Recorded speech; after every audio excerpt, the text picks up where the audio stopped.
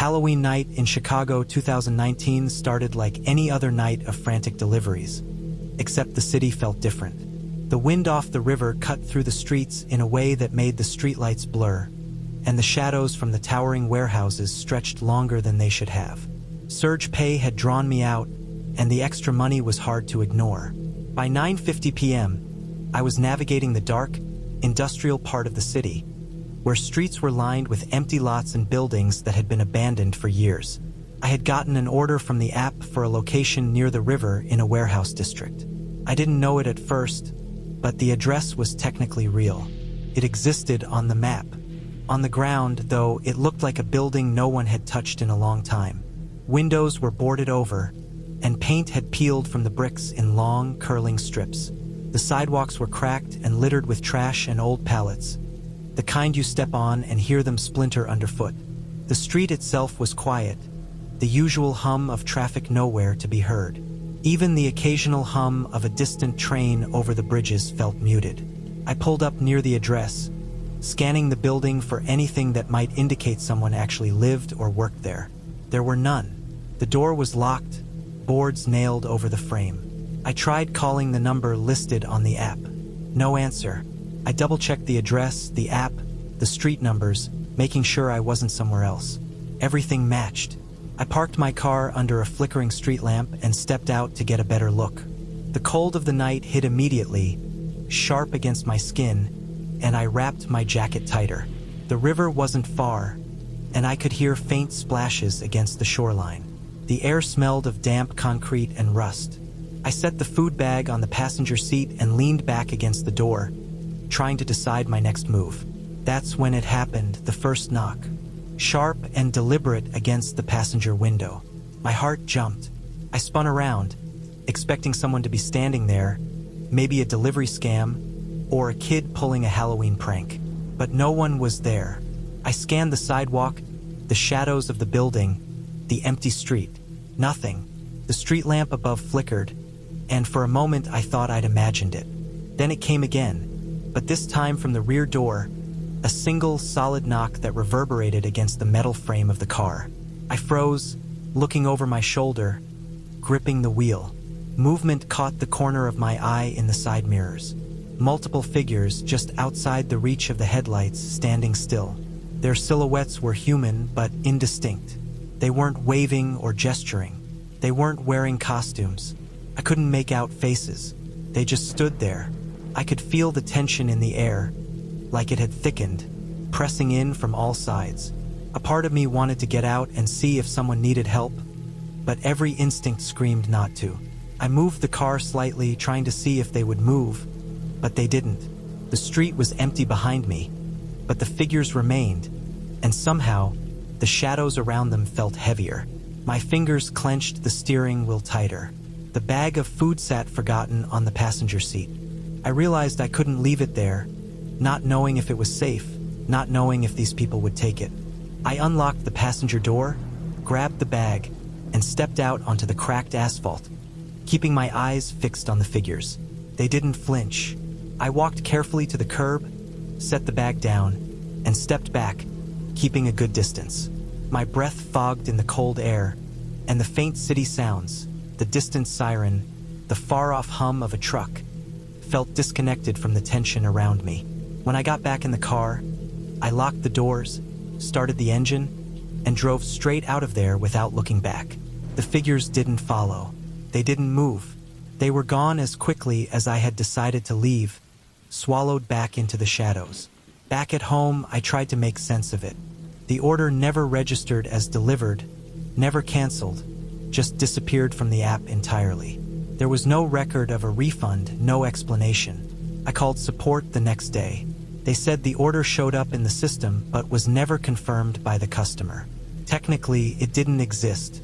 I went over the route again, mapping the address on Google, trying to find any clues. The building existed in the database, but there was no business, no resident, nothing that could explain why someone would place an order there, or why there had been people outside my car. I replayed the night in my head countless times. It wasn't a prank. I know what I saw. Even the sound of the knocks, solid and measured, wasn't something a branch or loose metal could have made. Whoever they were aware of me, aware of the car, and had chosen to remain in the shadows. I've delivered in Chicago late at night enough to know the difference between random street noise and deliberate action. I stopped taking deliveries in that area at night. I avoided the river-adjacent warehouse district entirely. Even now, when I drive past parts of the city with long stretches of abandoned buildings and empty streets, my hands tighten on the wheel, and I feel that same tension from that night. I can't explain who those people were or why they were there, but I know one thing for certain. I don't go back to places like that after dark. It was a simple delivery that turned into something that made me reconsider what being alone really means in a city of millions. The food was left behind, the order vanished, and the experience stayed with me.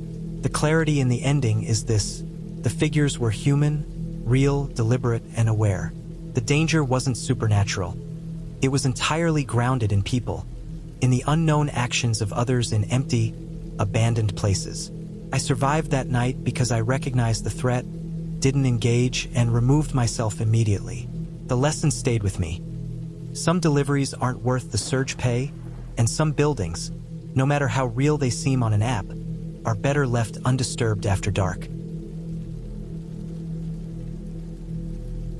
I was 14 the Halloween this happened, and the memory has never faded. The way the desert air and the cold shadows etched themselves into every corner of it.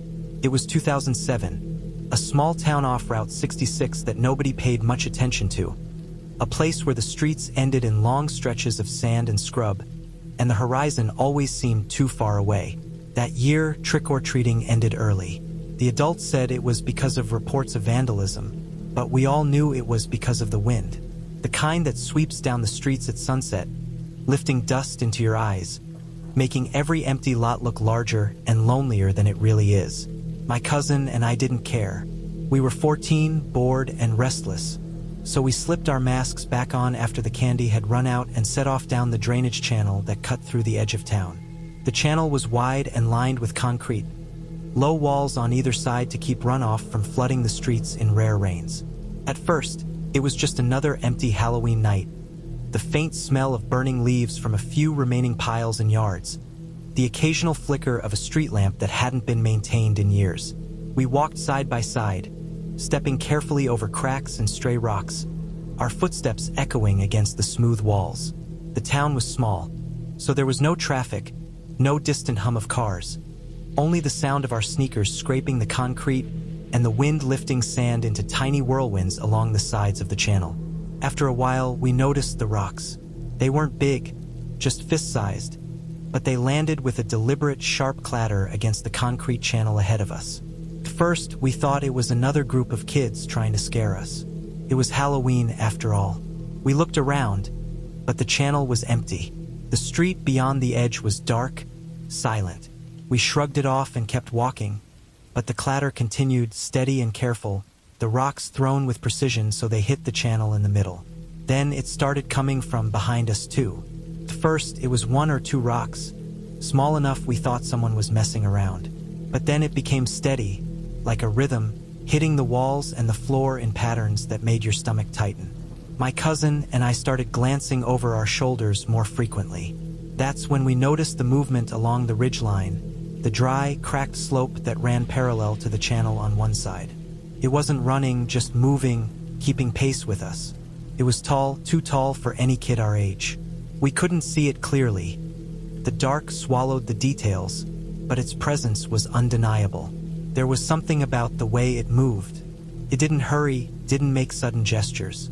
Each step was deliberate, and the breathing, I can still hear it in my head, dry, harsh, like someone pulling air through lips that had been cracked by wind and sun.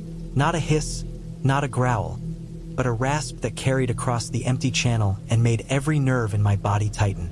Every instinct told us to run, but our legs felt like they had forgotten how. We didn't speak. We didn't need to. We just kept moving, trying to put distance between ourselves and the ridge, trying not to stumble over rocks that kept landing with precise timing around our feet. The channel curved, dipping slightly into a stretch where the walls were higher, the shadows longer.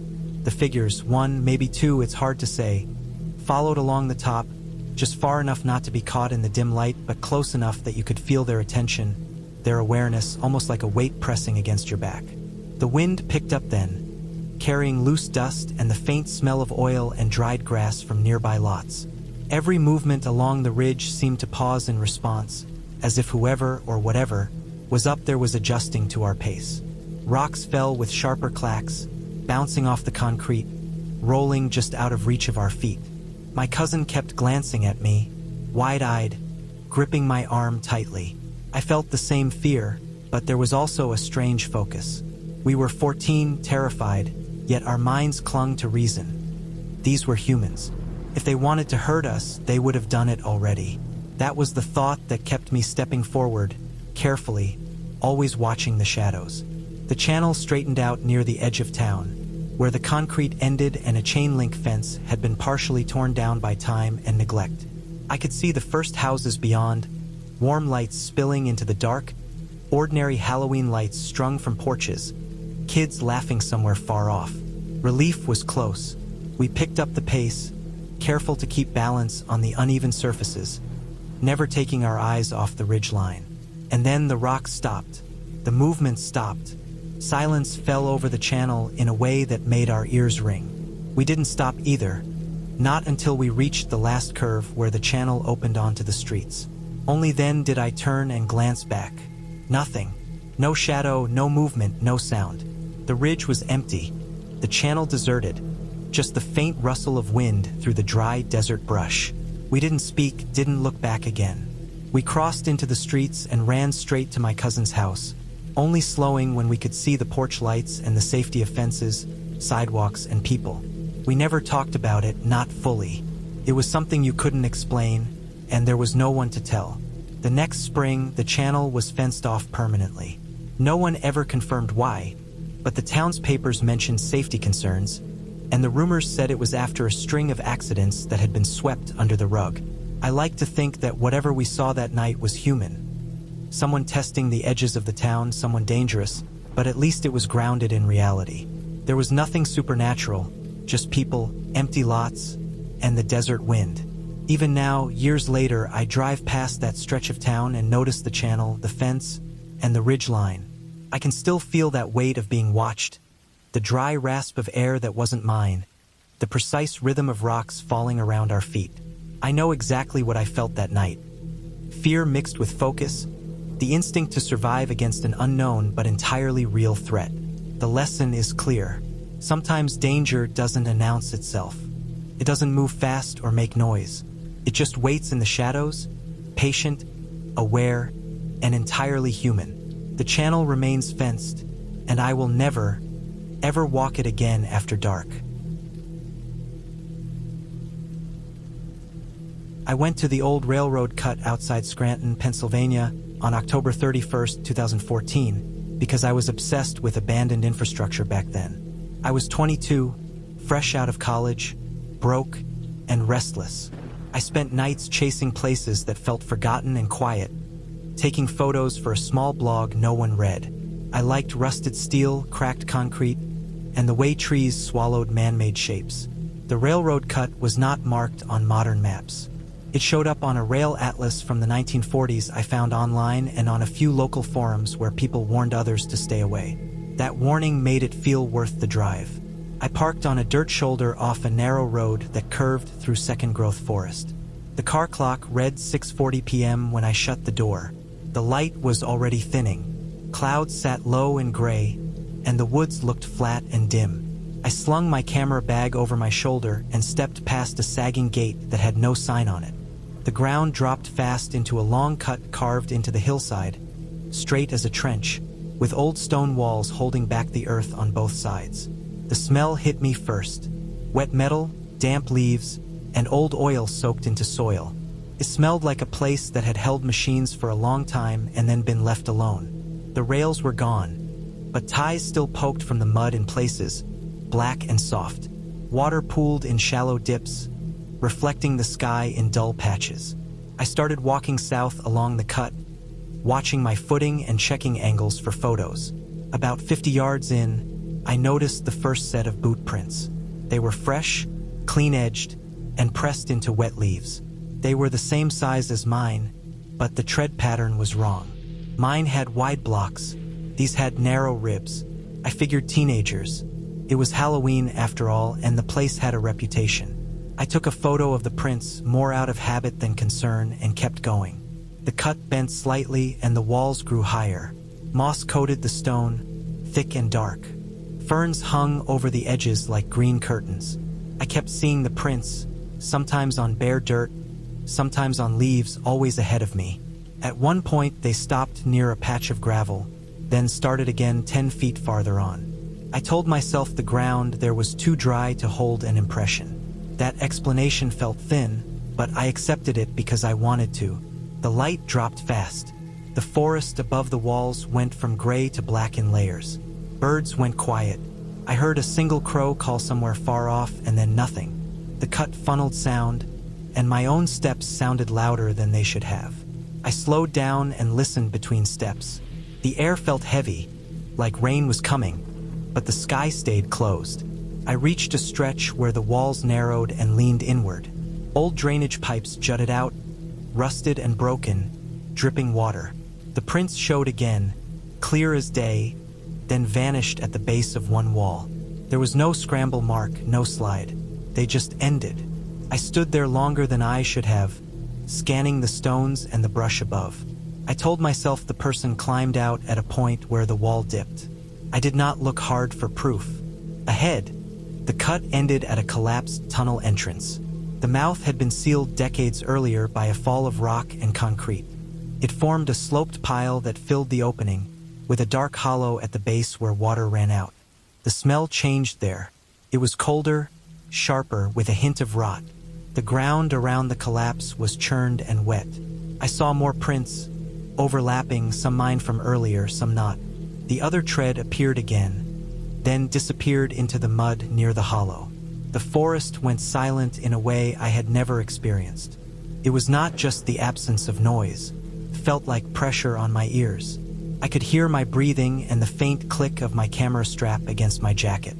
I lifted the camera and took a few shots of the collapse, adjusting settings by feel because the light was almost gone. That was when I noticed the sound. It was faint at first, a slow rush and pull, like air moving through a narrow space. It came from the hollow at the base of the collapse. I stood still and it stopped. I took a step back and it started again. I took another step and it matched the rhythm of my movement. Step, breath, step, breath. The timing was too close to ignore. My heart rate spiked and I tried to reason it out. Wind moving through a sealed tunnel could do strange things. Temperature differences could pull air in and out. The cut acted like a channel. I told myself all of that while my body reacted in a way I could not control. The sound did not rush. It did not change speed. It stayed slow and steady, in time with me. I backed away one step at a time. The sound followed. When I stopped, it stopped. I tested it again, slower. The sound slowed. I tested it faster. It stayed with me. I never saw anything move in the hollow. It was just black, with water shining at the edge. My mind filled in shapes that were not there, and I forced myself to look away. I turned to leave, careful not to trip. The cut behind me looked longer than it had on the way in. The walls felt closer. As I moved, the sound faded, then returned when I slowed, then faded again as I put more distance between myself and the collapse. After 20 yards, it was gone. I walked fast but did not run. Running felt wrong in a place like that. My boots crunched on gravel, then squelched in mud. I kept my eyes on the ground, watching for roots. The prints showed up again, fresh and clear, now mixed with mine. At one point, I realized something that made my stomach drop. Some of the prints I had been following earlier were now behind me. They had not been there on the way in. They crossed my path at an angle, then vanished into leaves. The silence broke in pieces as I moved. An insect buzzed. A branch cracked far off. Normal sounds crept back. By the time I reached the gate, the sky was dark.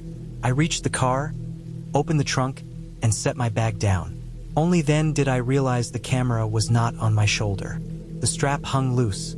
I ran my hands over my jacket and felt nothing. I stood there, keys in my hand, staring at the tree line. The rational part of me listed reasons. I could have set the camera down while adjusting the bag. The strap could have slipped. I could go back, quick, grab it and be gone. I took one step toward the gate and stopped. My legs felt weak. I pictured the hollow, the timing of the sound, the way it tracked me. I pictured stepping into the cut again, the walls closing in, the light gone. I did not go back. I drove home with my hands tight on the wheel, watching the road and nothing else. The next day, in full light, I told myself I had overreacted. I went online to look up the place again. I found a post from years earlier about a homeless man who used old rail cuts for shelter in winter. The post mentioned a collapse near a sealed tunnel and warned about unstable rock and sudden air movement from temperature shifts underground. It made sense. A person could have been inside, staying out of sight, breathing slow, trying not to be heard. Or the sound could have been air moving through a narrow void, responding to pressure changes as I moved closer and farther away.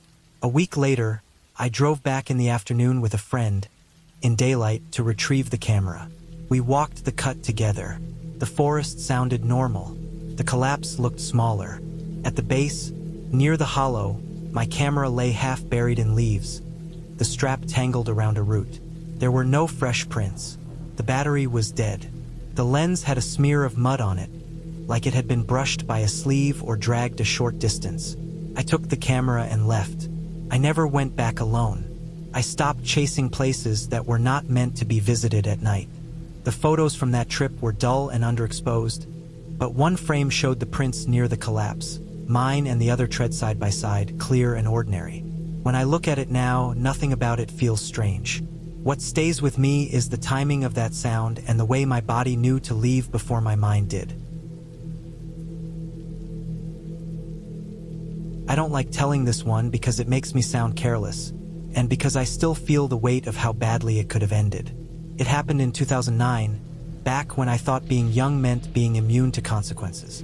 A group of us decided to do a Halloween night hike near a reservoir that no longer officially exists. I won't say where. The place had been drained years earlier and partially refilled later, and the land around it was in a strange in-between state. Maps disagreed. Old access roads appeared and vanished. Locals avoided it without saying why. There were 5 of us, all in our early 20s. We met up after dark, already buzzed from cheap beer bought with spare cash. We wore jackets that looked fine under streetlights but failed as soon as the wind came off the water. The air smelled damp and cold, with a faint metallic edge that clung to the back of my throat. It had rained earlier that day, leaving the ground soft and uneven. The reason we went was simple. One friend claimed there was an old service road that led down to what used to be a town before the reservoir flooded it. According to him, when the water level dropped enough, foundations and pieces of buildings could still be seen. It sounded like a perfect Halloween stunt. Spooky, reckless, and something to laugh about later. We parked along a dirt turnout and followed what looked like a narrow trail through tall grass. The moon was out but thin, casting dull light that flattened everything into gray shapes. The reservoir lay to our right, a wide black surface that swallowed reflections instead of giving them back. The shoreline curved gently, and the water sat lower than expected, exposing mud flats and patches of reeds. As we walked, the beer wore off faster than expected. The cold crept in. My hands stayed shoved in my pockets, fingers stiff. Our footsteps made soft sounds in the grass, and every few minutes someone would stumble over hidden rocks or roots. It felt casual, careless, the kind of night where nothing bad was supposed to happen. Around 11, we reached a stretch where the trail narrowed and ran closer to the water. The grass gave way to mud, and the shoreline became uneven. That was when we heard the first splash. It was not loud, just a dull, heavy disturbance, like something displacing water without breaking the surface cleanly. It did not echo the way thrown rocks do. It sounded close, then farther away, then close again. First, I assumed it was fish or waterfowl. The reservoir was known for both, but the splashing came again, timed with our movement. When we walked, it moved. When we slowed, it slowed. I stopped and listened. The water was too still for waves. The sound came from just offshore, close enough that I could imagine the shape of the ripples without seeing them. The splash was followed by a dragging sound, like weight moving underwater instead of on top of it. We kept walking. None of us wanted to admit that it felt wrong. The shoreline bent inward, and the land rose slightly on our left. The grass here was crushed flat, as if something heavy had passed through recently. The mud showed long smears where water had receded, leaving dark streaks that caught faint moonlight. The splashing continued, keeping pace. It never rushed ahead. It never fell behind. It stayed parallel, just far enough out that we could not see anything but the disturbed surface. At some point, I realized the sound did not match footsteps in water. There was no break, no clean entry or exit. It was constant, controlled, like something moving with purpose beneath the surface. When the fear set in, it did not arrive all at once. It crept in through small details. The way the sound stayed level with us. The way the shoreline grew narrower. The way the grass ahead looked wrong, flattened in lines that did not match animal paths. We decided to turn back. That decision should have been simple. Instead, it marked the moment everything shifted. When we turned around, the trail we had followed was gone. There was no clear path, no narrow break in the grass. Just a wide patch of flattened ground, pressed down unevenly, as if something heavy had moved through recently and crushed it underfoot. The direction we came from looked the same as everywhere else. The splashing stopped when we stopped. One of us panicked and ran. He took off without looking back, crashing through grass and brush toward where he thought the road was. His footsteps faded fast. None of us chased him. The sound of him leaving felt final, like a door closing. The rest of us stayed where we were, breathing hard, listening. The water was quiet again. The surface returned to stillness, dark and unreadable. We started moving backward, keeping our eyes on the shoreline. It felt wrong, but every instinct told me not to turn away from the water. As we stepped back, slowly, carefully, the splashing returned. This time it was closer. The sound tracked us step for step. When we slowed, it slowed. When we took larger steps, the sound deepened, heavier, closer to shore. I could hear water being displaced, not slapped or kicked, but pushed aside. The ground beneath my feet felt unstable. Mud sucked at my boots. Every step had to be placed carefully. I focused on keeping balance, on not falling, on not making noise that might draw whatever it was closer. We kept walking backward, scanning the water. I strained to see a shape, a reflection, anything, but the surface stayed dark. The sound suggested size, weight, mass. It suggested something large enough to displace water steadily without surfacing. At one point, the splashing reached a spot where the shoreline dipped inward. The sound changed, becoming louder, more hollow, as if the water was shallower there. I imagined something moving closer to land, testing the depth. Fear took over completely then. Not panic, but a cold, focused awareness that we were exposed, slow, and unprepared. We were drunk, underdressed, and lost in a place that no longer followed normal rules. We continued backward for what felt like forever. The cold numbed my legs. My breath came in sharp bursts. Every few steps, one of us stumbled, and each time the splashing surged closer, responding instantly. Eventually, the ground changed. The mud gave way to gravel. The grass thinned. I felt solid earth under my heels. The sound from the water hesitated, then slowed. We reached the edge of the dirt road almost by accident. My heel struck packed soil, then another. The slope leveled out. We stepped back onto the road together, still facing the reservoir. The splashing stopped. We stood there for a long time, staring at the water. Nothing moved. The surface lay flat and dark, broken only by faint ripples that could have been wind. The cold finally caught up to me, and my hands started shaking. We did not stay. We turned and walked fast down the road until we reached the car. The friend who had run was already there, pale and silent. We drove away without looking back. For years, I tried not to think about that night, but I eventually learned enough to understand what happened. The reservoir had been partially drained again that year for structural work. The exposed shoreline created shallow shelves and sudden drop-offs. Large animals had moved in during the low water periods. Feral pigs were common in the area, as were oversized carp and catfish that had adapted to the shifting environment. What paced us was likely a large animal moving through shallow water parallel to the shore. Feral pigs are strong swimmers and often move along water lines, using the water to mask their scent and sound. Their movement underwater creates steady, heavy displacement without clear splashes. In low light, with alcohol and fear, the sound would have felt deliberate and threatening. The flattened grass made sense too. Animals used the same paths repeatedly, especially near water. Recent activity would have crushed the vegetation, erasing any sign of a trail we thought we followed in. The friend who ran likely startled whatever was there, driving it off or deeper into the water. The rest of us, moving backward and slowly, kept its attention just long enough to feel hunted. There was nothing supernatural about it. No flooded town reaching up, no unseen force. Just poor judgment, unfamiliar terrain, large wildlife, and the way darkness turns ordinary sounds into something else entirely. Even now, I avoid places like that. Not because I believe something is waiting under the water, but because I know how easily confidence can turn into fear when the land no longer behaves the way you expect.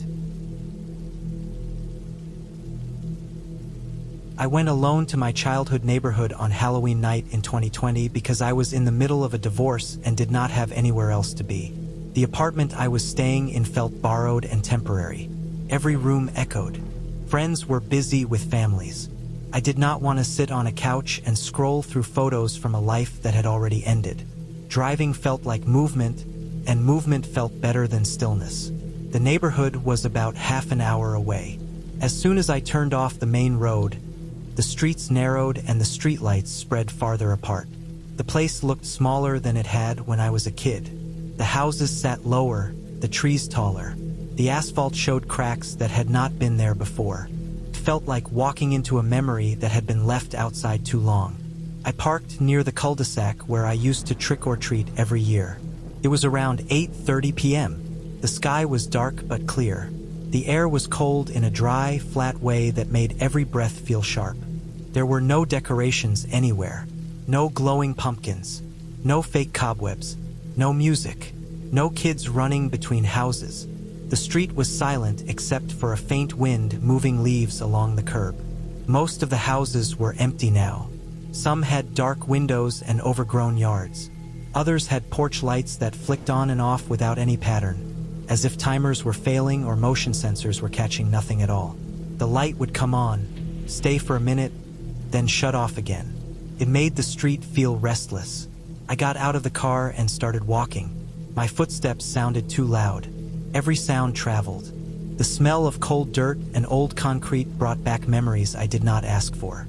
I passed houses where friends used to live, places where I remembered standing in lines for candy, laughing, feeling watched over by adults on porches. I did not feel watched over now. I felt like someone who had stayed too long. When I reached my old house, I slowed without meaning to. It sat exactly where it always had, halfway down the block. Same shape, same shallow yard. The paint was peeling now. The front windows were dark. No cars in the driveway, no signs of life. Then I noticed the basement light. The glow came from the small window set low near the foundation, partly buried by soil and dead shrubs. It was a steady yellow light, not flickering, not moving. It looked like a lamp left on in a room that should not exist anymore. I knew no one lived there. The house had been empty for years. I had heard rumors about damage, about it being unsafe, but I had never followed up. Standing there, I tried to explain the light. Maybe old wiring. Maybe a neighbor using power for something. Maybe a reflection from another house lining up just right. But the light stayed constant. I stood on the sidewalk staring. The glass was dirty, clouded by years of dust and rain. I could not see shapes inside, just brightness pressed against the pane. The light sat low, near floor level. The street felt wrong. A porch light across the way turned off, plunging that side into darkness. Farther down, another light came on. The timing felt random, like blinking eyes. I realized I had been standing there too long when the cold crept into my legs. I shifted my weight and took a step closer to the curb, still staring at the window. That was when the knock came. It was one knock, solid, controlled, came from below ground level and struck the glass from inside. It was not a scrape. It was not a series, just one firm impact. The sound cut through the silence in a way that left no room for doubt. I ran. I did not look back. I did not stop to think. I turned and ran toward the cul-de-sac, my shoes slapping the pavement. My breath came fast and uneven. The streetlights blurred. I reached my car, unlocked it, and got inside as fast as my shaking hands allowed. I locked the doors and sat there, staring forward, heart pounding. Nothing followed. No footsteps, no second sound. The house stayed dark except for that basement glow, which I did not look at again. I drove away as soon as my hands steadied. I did not circle the block. I did not slow down until I reached the main road. That night, sleep did not come easily. The knock replayed in my head over and over. The weight behind it, the timing, the fact that it happened only after I stood there long enough to be noticed. A few days later, I looked up county records. I needed to know.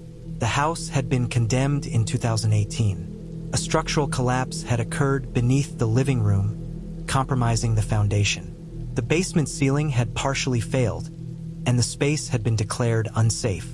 According to the report, the basement was sealed completely. Access points were closed.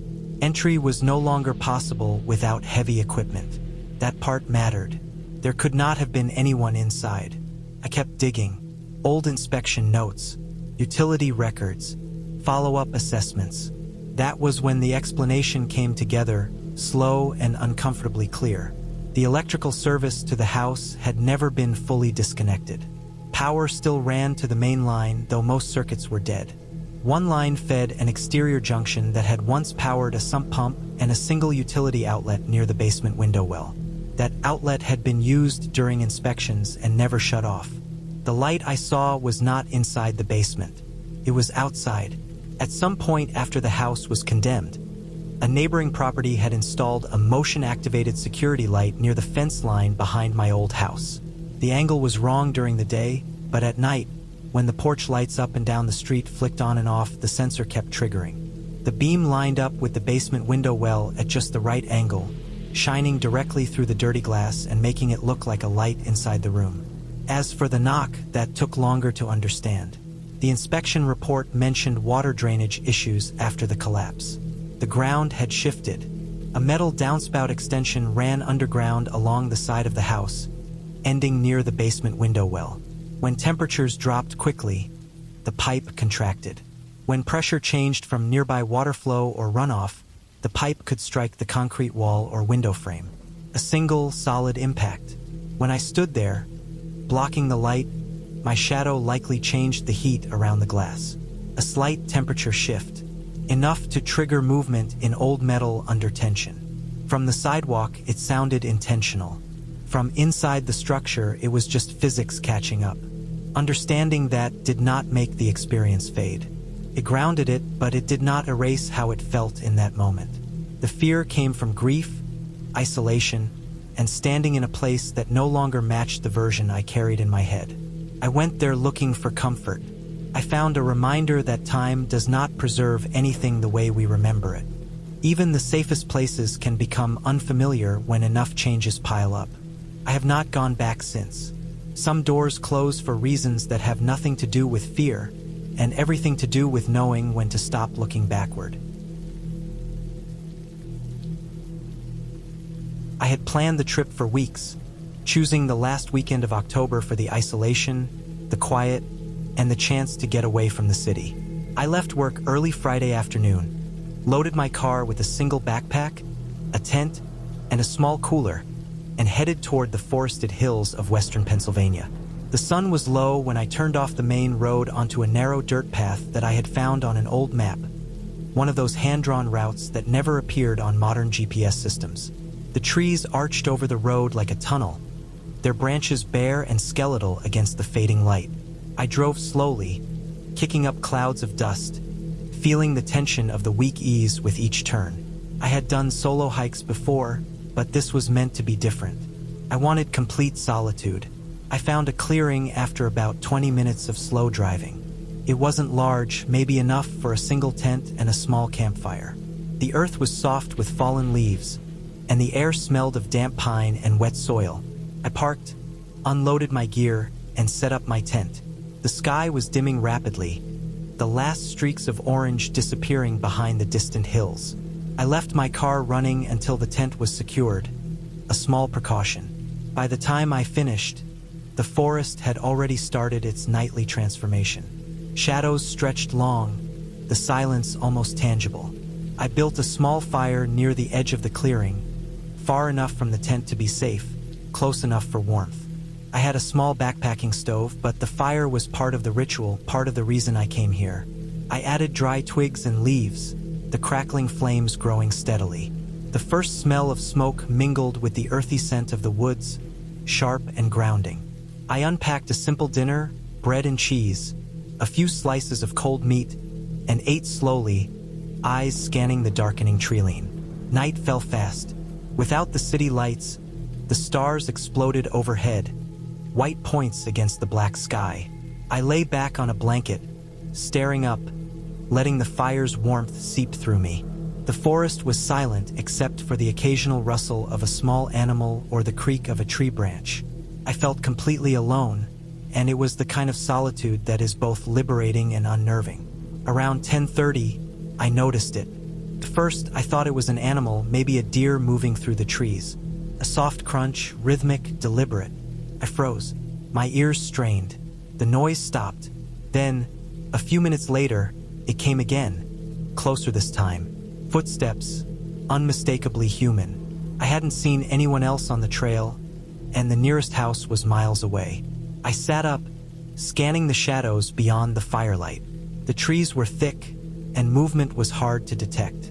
My pulse quickened, not with fear, exactly, but with the sudden awareness that I was no longer alone. I grabbed my flashlight, a small tactical model I always brought on these trips. I shone it toward the edge of the clearing, sweeping slowly. The beam caught a movement, just a flicker, at the tree line. I held it there, heart beating fast, but saw nothing concrete. It was enough, though. I didn't have the tools or the numbers to confront another person in this place. I retreated into the tent, zipped it up completely, and sat against the inner wall, breathing through the fear that had crept in. For the next hour, I tried to rationalize it. Maybe a hunter, though guns were prohibited here. Maybe someone lost, looking for a campsite. But the sounds kept coming. Footsteps circling the clearing, slow, deliberate, too heavy for a small person. Sometimes they stopped, sometimes they shifted direction, always returning to the sound of the fire. I could hear leaves crunching and small twigs snapping underfoot. The forest itself seemed to lean in closer, the darkness pressing around the tiny circle of firelight. I told myself that whoever it was would leave eventually, and that the noise would stop if I remained still. Around midnight, the footsteps shifted again. This time, they came closer to the tent. I could hear a subtle scrape against the outer fabric, like someone testing the zipper or brushing against it lightly. My hands shook as I clutched the small hatchet I always kept near my sleeping bag. I stayed perfectly still, heart hammering, listening. The movement continued for minutes, slow, patient, almost methodical, as if whoever it was didn't want me to know they were there but wanted to make sure I did anyway. I waited until the sounds receded, but they didn't disappear entirely. I could hear them circling the clearing again, closer to the edge, always in the shadows beyond the firelight. I didn't sleep. I sat for hours, listening, watching the faint light of the fire dance against the tent walls. Every so often, the beam of my flashlight would catch the glint of something metallic in the distance, maybe a reflection off a watch or a knife. I had no proof, only the sounds and the feeling of being observed. At dawn, the forest looked innocent again. Sunlight spilled across the clearing, and the shadows of the trees stretched long and gentle. I unzipped the tent slowly, expecting someone to be waiting. There was no one. No footprints in the damp soil, no tire tracks other than mine, no disturbed leaves or broken branches that I could see. I walked the perimeter of the clearing, careful, scanning every corner. Everything appeared untouched. I felt relief, but it was mixed with a lingering tension that would not leave. I packed up quickly, keeping the fire smoldering just enough to disappear behind me, and returned to the car. The dirt path was quiet, the trees swaying gently in the morning wind. I drove back toward the main road, constantly glancing in the rearview mirror, half expecting someone to emerge from the woods. Nothing appeared. The sense of isolation, the tension of the night, and the unexplained presence stayed with me long after I returned to the city. I never figured out what had been in the woods that night. There were no reports of intruders, no missing persons, no evidence of anyone else being in that area. I told myself it could have been a hunter, a lost hiker, maybe even an animal making human-like noises in the darkness, but nothing fit perfectly. Whatever it was patient, deliberate, and aware of me. It had stayed long enough to make me feel watched and alone, but left without a trace when the sun came up. I have returned to that forest once since, during daylight, for a short hike along the edge of the same trail. The trees were calm, the path familiar. I didn't see anything unusual, and the forest seemed entirely benign. But I have never gone back to that clearing at night. The memory of the footsteps circling, the faint scrape on the tent, the awareness of being watched, lingers every Halloween when the wind shifts through the trees. I don't need ghosts or monsters to feel that kind of fear. That night, the forest itself, and the unknown presence within it, was enough. The night proved how vulnerable and alone a person could be, and how a single unexplained presence could make hours feel like days. I carry it with me, a reminder that solitude has its price, and that sometimes the most terrifying things are those that leave no trace at all. This happened when I was 17, in 2016, in a rural town in northern Maine where boredom felt heavier than the cold. Halloween, there was not parties or crowds. It was long roads, dark woods, and nowhere to go once the sun dropped. Stores closed early. Houses sat far apart. The forest started where backyards ended and kept going without breaks. 4 of us piled into one car that night. It was not planned. Someone texted, someone else showed up, and suddenly we were driving with the windows cracked, music low, headlights cutting narrow tunnels through the dark. We were not dressed for the weather. Hoodies, thin jackets, sneakers. At 17, discomfort felt like part of the point. We drove aimlessly at first, then turned onto back roads we all recognized but never really knew. The pavement thinned, then turned to packed dirt. Reflective signs became rare. The trees closed in tight on both sides. Pines and spruce stood so dense that even with a clear sky, no moonlight reached the ground. The woods swallowed light instead of reflecting it. We stopped near an old logging trail because it felt private and far enough from houses. The trail entrance was barely visible, just 2 ruts vanishing into black. The car idled for a minute before someone shut it off. The sudden silence felt louder than the engine ever did. We sat there smoking, listening to music through cheap speakers, fog breathing against the glass. The air inside the car was warm and thick. Outside, it was damp but not cold enough to explain what came later. The smell of pine sap and wet soil drifted in through the cracked windows. First, the night felt normal, the kind of quiet you grow up with, where insects buzz faintly and the woods feel alive but distant. Then something changed. I noticed it as a pressure more than a sound, a sense of weight shifting somewhere nearby. Then the sound came, slow and careful. Footsteps on dirt, but controlled. No stumble, no rush. Each step placed like whoever it was knew exactly where to put their feet. It did not sound like an animal. Animals move with urgency or carelessness. This sounded measured, like someone trying not to be heard.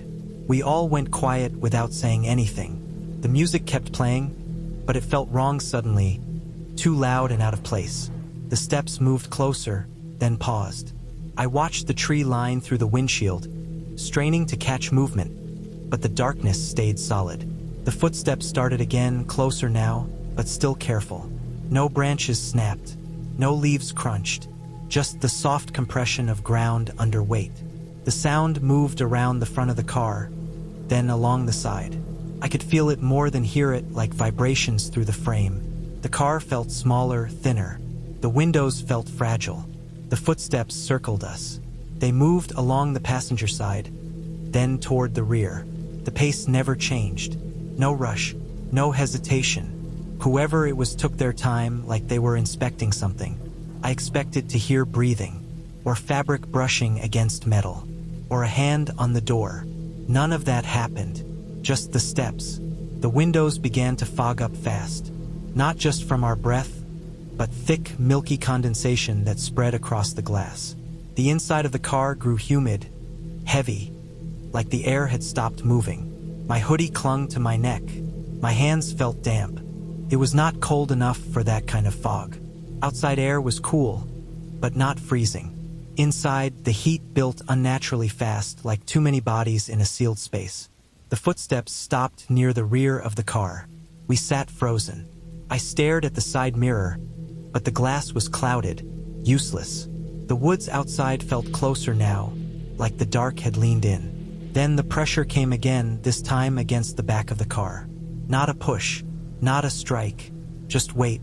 The suspension shifted slightly, enough to feel through the seat. I remember thinking someone was leaning on the trunk. The idea made no sense, but my body accepted it before my mind could argue.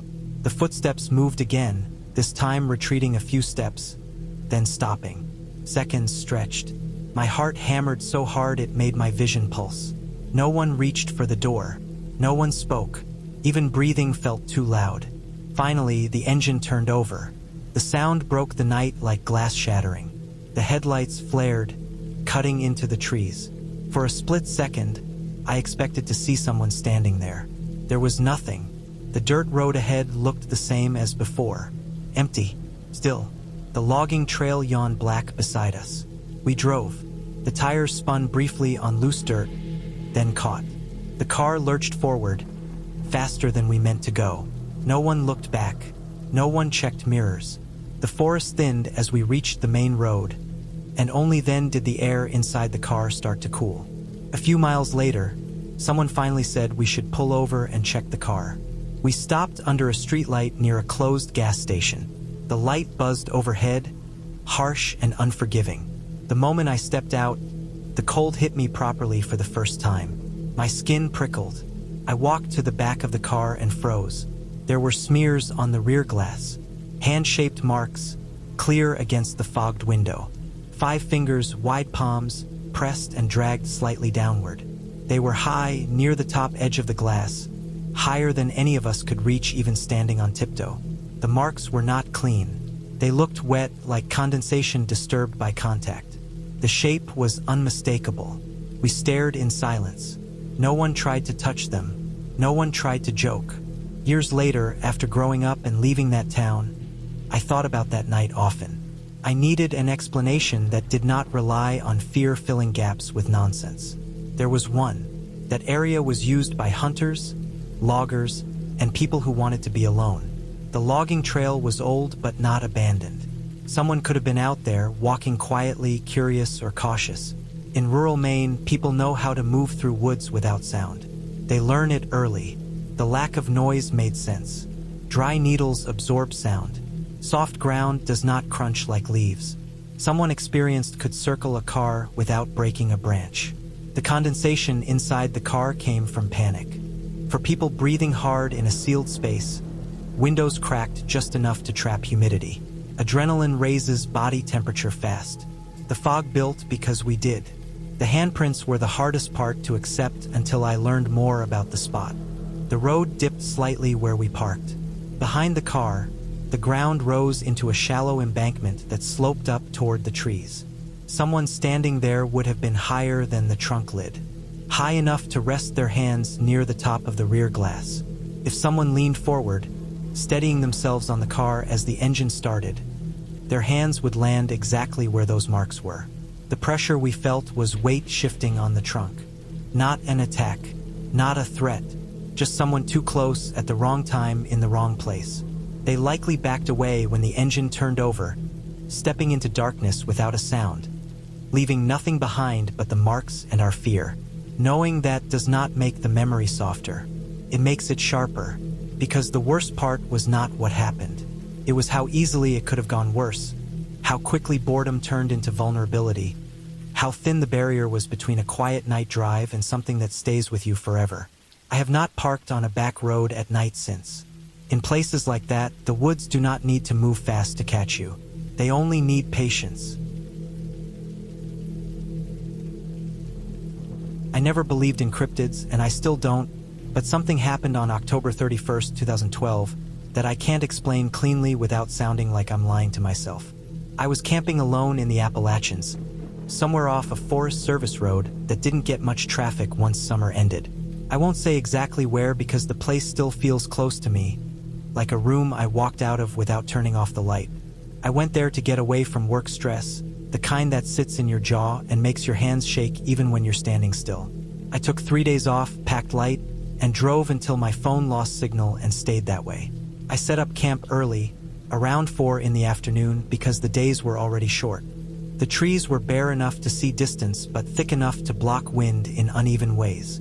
Leaves covered everything, wet and packed down, making the ground soft but uneven. I chose a flat spot near a shallow drainage, not a stream, just a place where rainwater had carved a path through the soil. I cleared sticks, set my tent, and laid my gear out with care. I remember feeling calm for the first time in weeks. The air smelled like cold metal and leaves. No fog yet, no wind worth mentioning. I cooked before dark and ate more than I needed to. I wanted to sleep heavy. I built a small fire as the light faded, more for routine than warmth. The wood was dry enough when I snapped it, but it felt heavier than usual, like it had been holding moisture deep inside. I didn't think much of it. The forest went quiet in that flat way it does when animals settle in. No owls, no distant road noise, just the slow settling sound of things cooling. The first knock came after full dark. It was sharp and clean, like wood on wood, not loud, but clear. 3 beats, evenly spaced. I stopped moving and listened. The sound came from uphill, somewhere past my line of sight. I waited for it to repeat. Didn't. I told myself it was a branch shifting or someone tapping a tree. Hunters were still around that time of year. It made sense. I kept my fire going and stayed seated. The second set came maybe 20 minutes later, from a different direction. Same spacing, same tone. I remember checking my watch and noting how steady my hands were. I wasn't scared yet, just alert. The third set came closer to midnight, from downslope, behind my tent. That one sat with me longer. I walked a slow circle around camp with my headlamp on low, scanning trunks and the ground. I didn't see anyone. No light, no movement. The forest swallowed the beam fast. Around then, I noticed the smell. It crept in low, not a sharp hit, but a wet, heavy rot that clung to the back of my throat, like a dead animal mixed with turned soil. I'd smelled it before on other trips, usually when a carcass was nearby or when the ground thawed after frost. It felt stronger this time, closer. I checked the drainage and the area around camp. I didn't find anything obvious. The smell faded and came back in waves, depending on how the air moved. My fire wouldn't stay lit. The flames would catch, flare, then sink into smoke no matter how much I coaxed them. I fed it smaller pieces, split the wood thinner, tried different angles. The smoke hugged the ground and rolled toward the tent, stinging my eyes. I felt tired in a way that went past muscle. The air felt heavy. I blamed the wood and the low pressure I'd noticed on the drive-in. Eventually I gave up and let the coals die. I crawled into the tent fully dressed except for my boots. I left them just outside the flap, where I always did, toes pointed in. I lay on my back and listened to the forest settle again. I don't remember falling asleep. I remember the smell coming back, stronger, and the sense that the ground beneath me felt colder than it should have. I remember waking at some point with my heart beating fast, convinced I'd heard something close, then realizing it was just the sound of my own breath inside the tent. When dawn came, it came fast. Gray light pushed through the fabric, flat and cold. My head felt thick. I sat up and took a long moment before unzipping the tent. The smell was gone. The air felt cleaner, sharper. I stepped out and reached for my boots. That's when I saw the prints. They were mine. I knew that right away. Same tread, same worn edge on the right heel. They circled the tent in a rough loop, close in, like someone had walked slowly around it more than once. The prints were deeper than they should have been, pressed hard into the wet leaves and soil. In places the ground was scuffed, like someone had stood still and shifted weight. The loop wasn't clean, crossed itself. It paused near the drainage, then returned. I stood there for a long time trying to line up memory with evidence. I didn't remember getting out of the tent. I didn't remember putting my boots on. My socks were dry. The inside of the tent was undisturbed. No leaves inside. No dirt. I checked my watch. It was just after 7. I felt embarrassed before I felt afraid. I packed up fast, not because I thought something was out there, but because the place no longer felt neutral. As I worked, I kept replaying the night, searching for gaps. The knocks, the smell, the fire, then the prints. The explanation came together slowly over the drive home, then more clearly over the weeks that followed, after I forced myself to think about it without drama. I had been exhausted when I arrived, more than I admitted. I had driven long hours, set up camp without resting, eaten heavy food, and tried to force sleep. The fire smoke had pooled low, and even though it never burned strong, I had sat in it longer than I realized. The smell likely came from a deer carcass uphill that I later learned had been reported by another hiker days after. Cold air at night sinks, carrying scent downslope. That explained how it came and went. The knocking sounds had a clean cause too. Woodpeckers drum in patterns, even at night during the fall when territorial behavior peaks. Sound travels strangely in valleys, bouncing and shifting direction. 3 beats, spaced evenly, is common. Hunters also tap trees to signal position without shouting. The timing fit. The fire failure made sense once I thought about moisture trapped in deadfall after recent rain and the way cold air settled that night. The smoke hugging the ground was a sign of inversion. I ignored it because I wanted comfort. The prints were the hardest part to accept until I talked to a sleep specialist months later for unrelated reasons. Stress, exhaustion, and unfamiliar environments can trigger sleepwalking even in adults with no history of it. I must have put my boots on in the night, stepped out, and walked the perimeter while half awake, checking my surroundings the way I had earlier. Standing still would explain the deeper impressions. The lack of memory fit. The fact that the tent interior stayed clean fit too. Nothing supernatural happened to me that night. No creature circled my camp. No unseen thing knocked on trees. What happened was a chain of small, normal factors lining up at the wrong time, amplified by isolation and fatigue.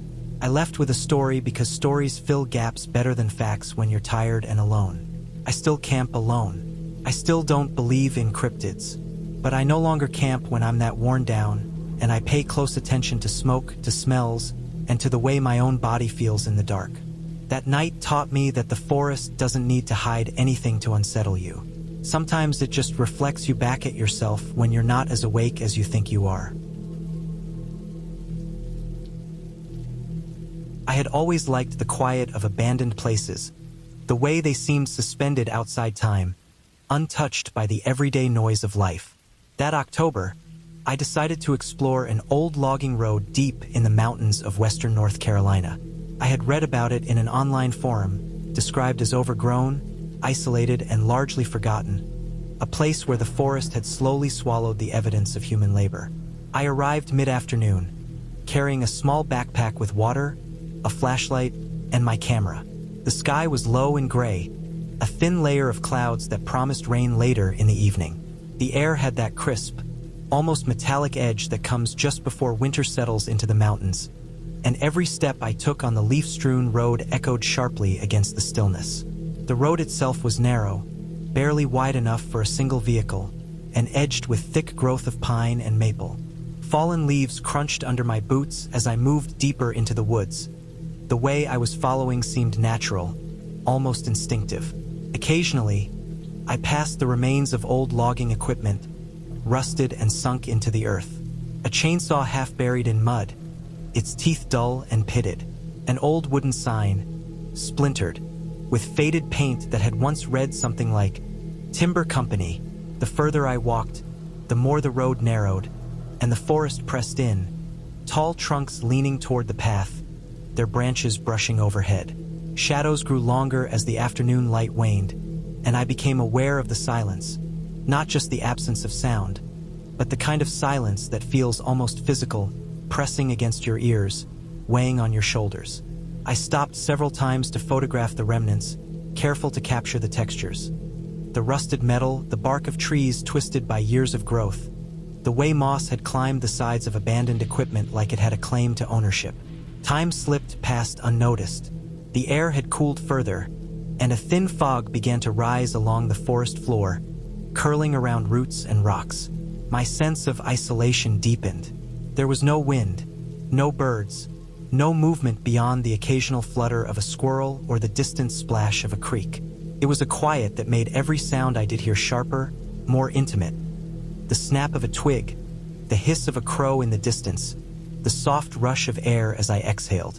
By the time the sun was low enough to turn the sky to dull orange and gray, I realized I had walked farther than I intended. The road ended abruptly at a small clearing with the skeletal remains of a cabin. The structure was barely standing, a few warped beams and sagging walls, the roof caved in. I approached carefully, stepping over fallen boards and shattered glass. Inside, the floor was littered with debris. A broken chair, the fragments of a table, a rusted bucket. I crouched and ran my fingers over the floorboards, which were slick with moisture. Every sense felt heightened in the dim light. The smell of wet wood, earth, and decay was strong. A dull echo of dripping water from the roof made the space feel alive in a slow, threatening way. I took a few photos of the cabin's interior, trying to get the feeling of abandonment, the eerie tension of a place left behind. I noticed the floor was uneven, some boards hollowed or soft, others broken through entirely. The air inside was cooler than outside, and it carried a smell of mold and rot that made my stomach twist. As I moved toward the back of the cabin, I noticed marks in the dirt around the building, faint but deliberate, drag marks leading from the forest into the clearing. I crouched and traced them with my fingers. They weren't fresh, but they were recent enough to suggest someone or something had passed this way and not in the ordinary ways I had expected. My pulse quickened, not out of fear of the unknown, but from awareness that I was alone and had stumbled into evidence of someone else moving through the woods after dark. I stepped outside and scanned the tree line. The forest was dense, each trunk sharp against the fading light. I felt the hair on my neck prickling. The faint fog was beginning to thicken. I had to make a choice. Keep moving deeper into the unknown, or retreat the way I had come before night fully fell. I chose the latter, sensing instinctively that staying would bring unnecessary risk. I turned back toward the logging road, careful with each step, my flashlight off to preserve night vision and avoid drawing attention. The air felt colder, damper, and every shadow seemed to stretch longer than it should. As I walked, I noticed new signs of activity. Disturbed leaves along the roadside, footprints partially hidden in the soft earth. Nothing about them was overtly threatening, but the awareness of being watched or at least tracked made my skin crawl. I focused on keeping calm, matching my breathing to my steps, scanning constantly. The light diminished rapidly, and by the time the last orange tint disappeared from the horizon, I was relying solely on my flashlight. The narrow beam cut through the fog, illuminating jagged tree roots and fallen logs, turning them into looming, distorted shapes.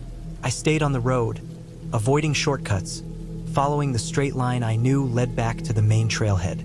Every now and then, I caught glimpses of movement in the periphery of the light, branches shifting, shadows flicking across the tree trunks. But when I turned to look, nothing was there. The isolation amplified the sound of my own breathing, the soft swish of my boots through leaves. My imagination tried to fill the gaps, but I refused to let it, forcing myself to focus on tangible things. Roots, stones, fallen leaves. When I finally reached the point where the road met the main trail, I paused, sweat cooling on my skin despite the cold. I looked back into the forest, now a solid wall of darkness behind me, and tried to trace my path with the memory of landmarks. The chainsaw, the cabin, the twisted pines. Everything was as I had left it, Yet I couldn't shake the feeling that the space behind me had shifted while I was moving, that someone had been following, watching, unseen. I stayed on the trail until the faint lights of the small parking area appeared, the sound of cars muffled but reassuring. I returned home that night, wet, exhausted, and shaken more than I expected. Later, when I reviewed the photos, I noticed small anomalies. Marks in the dirt at angles I didn't remember seeing, shapes in the fog that didn't correspond to anything I could identify. None of it was supernatural, just real, human activity in an abandoned place, but it left me with a lingering sense of unease. I didn't return to that road again. The memory of the isolation, the dragging marks, and the suffocating silence stayed with me. A reminder that even in the absence of people, the woods can carry stories you aren't prepared to hear. That night, I understood something I had never thought about before. In remote places, your own assumptions are your greatest vulnerability. The forest doesn't need to be haunted. It only needs to be real, and in that reality, people can vanish, traces can be left, and the mind fills in the rest. And sometimes, the only horror is knowing how close you came to crossing paths with something you cannot fully explain. Something very human, very tangible, and entirely capable of being dangerous without ever revealing itself. The clarity of that thought has never left me.